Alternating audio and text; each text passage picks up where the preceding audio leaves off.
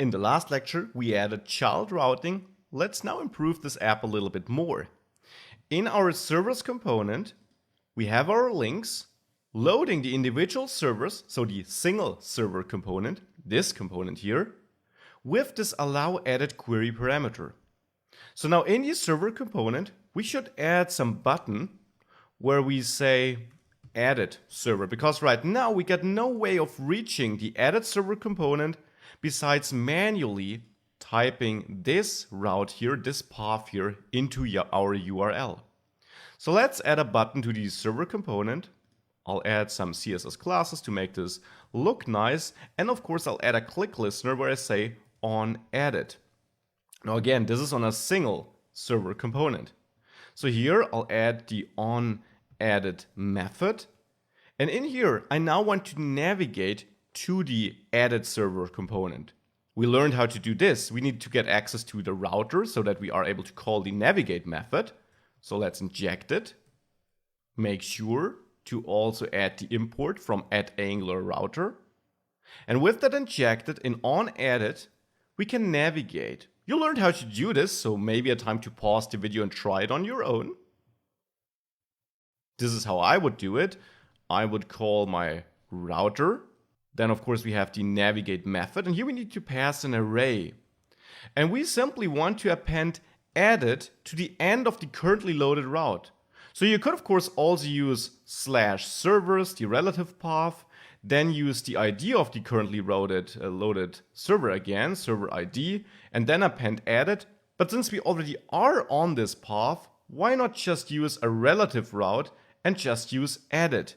Now you learned if you want to use a relative route, a relative path here, when using the navigate method, you need to set up the relative to property here on the second argument, on this object you can pass to navigate, and reference the currently loaded route so that the Angular router knows to which route you want to navigate relatively. So with this, we should load the /edit route. We should append it to the end of our currently loaded route. Let's see if this works. If we go to servers, click on a server and click on edit, we load the edit server page. And now here we want to control on whether the user is allowed to update, to edit the server or not. The issue is, you see, we theoretically have our query params here, allow edit, always set to 1 in this case. But we lose this information as soon as we click edit server. So that is something we need to fix before we can use the information there. We will fix it in the next lecture. Before doing so, let's implement the rest of the logic though. Let's say here on the servers component, where we set the allow edit query parameter, we don't always want to set this to 1, to true therefore. We want to decide on whether we want to allow the editing depending on the server ID, let's say. So only if the server ID equals 3, let's say, only in this case we want to allow edit. So we want to set it to 1, otherwise we will set it to 0. So that's just a ternary expression checking the server ID, and if it's not equal to 3, we will set it to 0. So we will set the allow edit parameter to 0. That's the first step. Now in edit server, of course, we want to be able to retrieve our query params. So here we already get the subscribe method on the query params. Now here I want to determine on whether we are allowed to edit or not. So I will add a new allow edit property here and set it to false initially. But whenever this changes here in the query parameters, I want to get my query params, which are also of type params, to be imported from @AngularRouter. And then here in the method body, I will set this allow edit equal to my query params here, equal to the allow edit ID or property we set there. And now this either is 1, string of 1, of course you could also pass true as a string here, in which case I want to set allow edit to true. If it is not 1, I will set it to false though.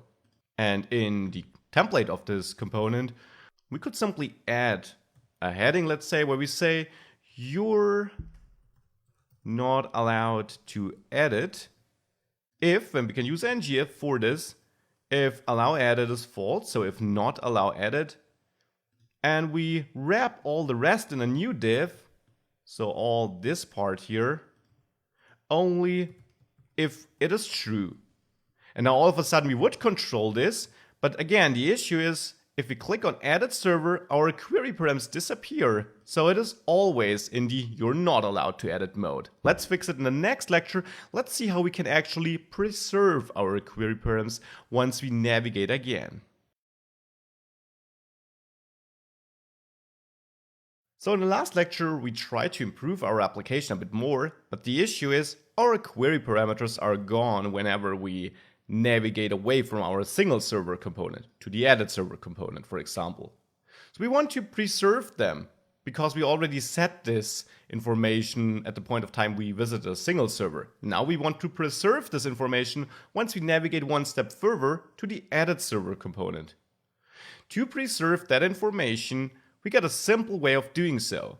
In the server component where we navigate, we can pass another property or add another property to this JavaScript object we use to configure our navigation. And here we get the query params handling property. Now query params handling takes a string as a value, and this could be merge to merge our old query params with any new we might add here. Now we don't add any new ones, so we can simply choose preserve instead.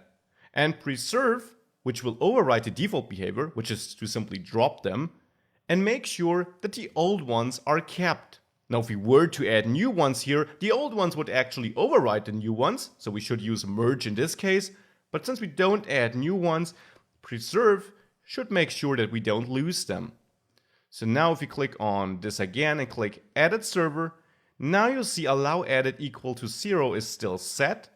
And therefore on the dev server, where it is set to 1 if we click added server, we do see the added menu again. So query params handling here, super important, super useful to know to make sure you don't lose the information you had before.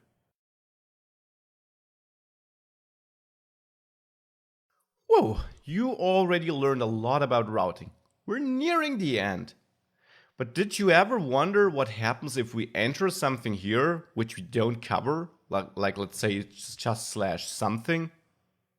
We get an error because clearly we don't have a route with /something here. So that is something we probably want to improve. We want to do some 404 error handling. We maybe want to redirect the user to a specific page whenever he tries to visit a page we don't have. These are the topics I'll focus on next. Setting up a route which handles all routes we don't have set up, and redirecting requests. Not necessarily two topics you use together, but also not that uncommon. So let's start with redirecting. Let's say we add a new component to our application, and I will use the CLI for this with the gc for generate component command, and I'll name it page not found. The page not found component, which was added here in our app folder, in this new page not found folder. I'll get rid of the spec file. And here I will simply say in the template, this page was not found. Something like this. Now I want to render this page in, let's say, the case that we visit a certain route. I'll add it here at the bottom, where the path is, for now, something. And in this something case here, I want to load my page not found component. Of course, make sure that you added it to declarations and so on, because we're still using it in our app, of course. So with this in place, if we now save this, go back to our application and visit /something, we of course see this page was not found. Now let's change something to not found, and let's make sure that once we add another new route, which then is something, let's say, we don't also have to add component here, but we redirect to another route, to the not found route maybe. For this, we got another property we can add to any route config here, so of course also to any of the other routes. If you don't want to specify a component to load, you can say redirect to. Now this is an alternative to component. component loads the specific component, redirect to redirects to another path. So here you can specify any path, and the path maybe now is /not-found. So now if you do this, you see that it automatically redirected. So let me show you this again by typing /something, watch the URL, it redirects to /not-found. And all the other routes, of course, still work. So this is how we can use redirection. Now, of course, it's not very convenient to define /something here because you probably can't define all possible wrong URLs the user can enter. So a more convenient way to catch all routes which are not covered by your app is to use the double asterisk route here. This is the wildcard route, which means catch all paths you don't know. And the order is super important here. Make sure that this very generic route is the last one in your array of routes, because your routes get parsed from top to bottom here. So if this was actually at the beginning, you would always get redirected. As I can quickly show you by saving this like this, now no matter where you click, you always are redirected to not found. So make sure this is the last route here in your setup.